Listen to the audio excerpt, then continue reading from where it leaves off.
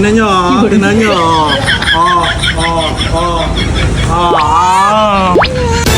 Yo, what's up mga katak? So, ngayong gabi nga nag-crave tayo sa isang pagkain na hinanap-hanap ko. Ito nga yung Mr. Baka. Kung nagtataka kayo kung bakit Mr. Baka na naman, may second branch na nga pala si Starry Boy. So, bukod sa suportahan natin siya, malapit lang din naman dito yan sa tinitiran ko. Itong bagong branch niya. So, ito nga pala yung Mr. Baka. Ito yung pangalawang branch ni Kuya Charlie. Dito lang yan sa may Barangay Tuktukan, boundary ng Ususan. Ito Mr. Baka, tapat lang siya dito ng Nog-Nog. So, kung alam niyo yung Nog-Nog, sa yan yan. Tapos ito nga pala yung General Luna. Dito naman pumunta ka dito, malapit lang yung Red Doors. Ito yung Red Doors. Malapit lang siya. Tapos itong way na to papunta dito is Munisipyo tsaka Pure Gold Tuktukan. Tapos dito naman papunta ng Susan, C5 tsaka Pasig. So dito yun. Ito nga pala yung Mr. Baka Yan. So ito yung bagong branch ni Kuya Charlie.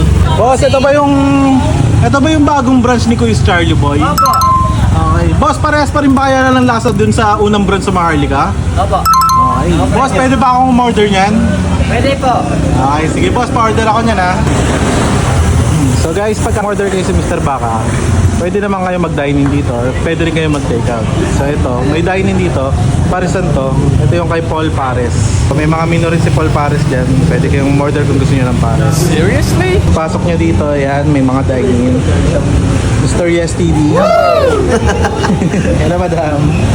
Ayan, tapos may dalawang bading na nagbibidyuhan.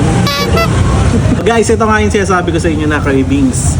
Ito yung cravings na hindi nakakasawa. Promise to guys. Kita nyo naman yung Mr. Baka kasi na to, steak style. 310 pesos. To. Tama ka doon, ang galing mo Good for ano? Good for 2 to 3 packs na yan. Uy, 310. Makakatikim na ng steak. Siyempre naman. Ano naging steak? Steak din naman Mamula-mula. Ito, mamink-mink yan. Mamink-mink. Kumbaga ano yan, medium well na yan, no? Oo, siyempre. Yan.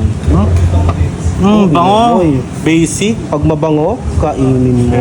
Siyempre. Hindi talaga nagbabago yung lasa guys.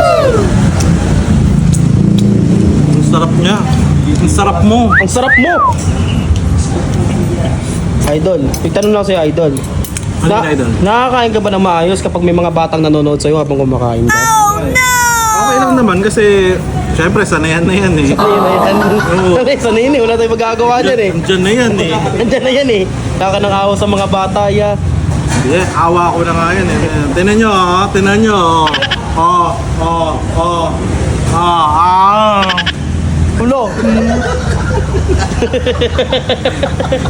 Mga maduduwis eh.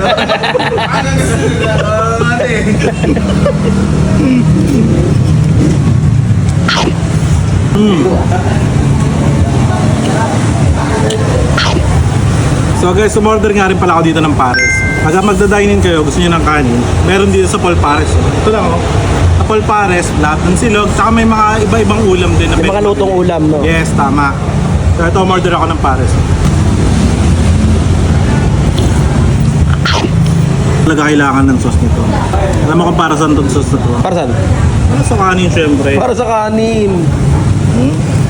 Kasi sauce. Kasi no sauce, no problem. No sauce, no problem. Tama yan.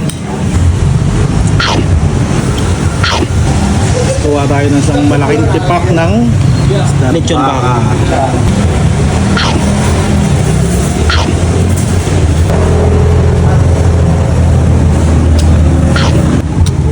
Oh, gaano ka-juicy yan, no? Lahat yan mo. Napakalambot pa niyan. Ay, naka-bonding juice. Mataya. Ano? So refreshing. Commercial. So, malapit ko na maubos yung 2 to 3% na yan, no? Kasi napakasarap naman talaga nito. Talagang cram attack ka talaga eh, no?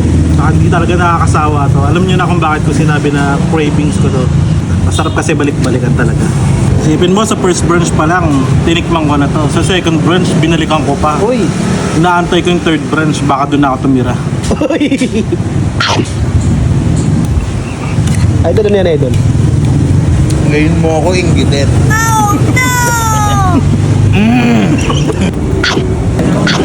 Last bite.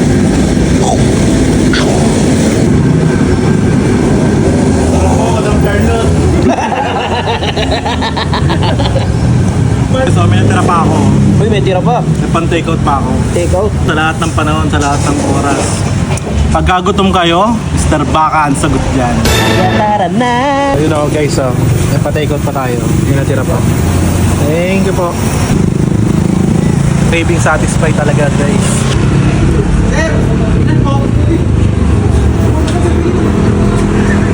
Dating yard. Thank you.